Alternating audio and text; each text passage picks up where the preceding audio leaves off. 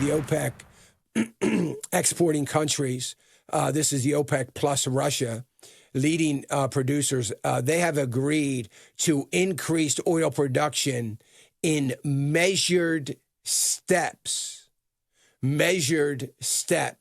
very gradually, very slowly, resisting for now the recent U.S. pressures to open the spigots. One of the most dumbest and horrifying things. I know we have watched the president for 7 months make some decisions that defy all logic over and over again. I get that. But this might be, with the exception of the surrender and the way that was handled in Afghanistan, this might be about the dumbest thing I've ever heard. I talked about it at great length when it happened, when Biden went to OPEC and asked them if they would increase production so that we can try to keep oil prices down. And you'll remember me saying, WWTD, what would Trump do?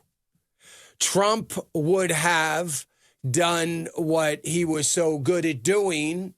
He would have immediately picked the phone up and called executives from Exxon and Chevron and Hess and Occidental and ConocoPhillips and other major oil companies, and would have invited them to the White House for a meeting so that we could talk about what we need to do. That's what President Trump would have done. But we've got a president now that part of their ideology and agenda is to please get us back dependent upon OPEC. The destroying of the carbon fuel industry, but not destroying it for OPEC. They believe, like, you know, the saying in Las Vegas, what happens in Las Vegas stays in Las Vegas.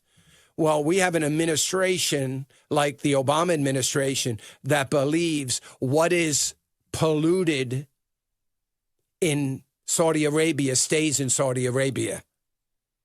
See, poor Joe Biden and just about the rest of the progressive haven't figured out yet, because so much of history has been changed, that they have forgotten that the earth actually rotates. Yeah, the earth actually turns. They haven't figured that out yet. Though someday they might, but they haven't come to that. That's a very highly intellectual concept. So Biden's off the hook about wanting to increase carbon fuel or oil to create carbon. He's off the hook because he's asking Saudi Arabia to do it. So it's not going to happen here in America. Don't worry, we're good. We still have our wall of protection all the way up to our ozone level, so we won't have to deal with all of that. We just have to keep our air clean. It's what I was talking about in the article. Maybe it was the article I wrote last week that was on, I don't remember, about 1975, taking us back to the 70s. He continues to try to take us back to the 70s. But OPEC says, no, I don't think so. They're saying, this is good. We need higher oil prices. You don't want it. You don't like it. Oh, well, I don't know what to tell you. We have a kingdom here. We rule. The king and the princes. All the princes here, they rule.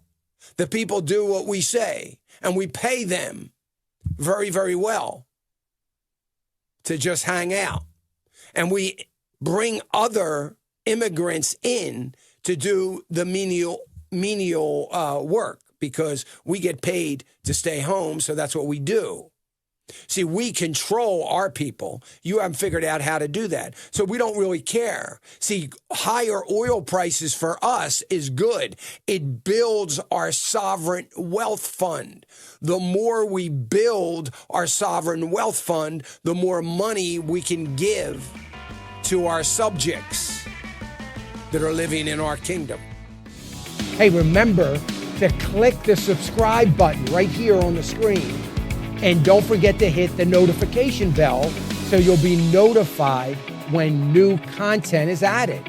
And more importantly than anything, you don't want to miss all 3 live hours of Financial Issues every day from 9 to noon.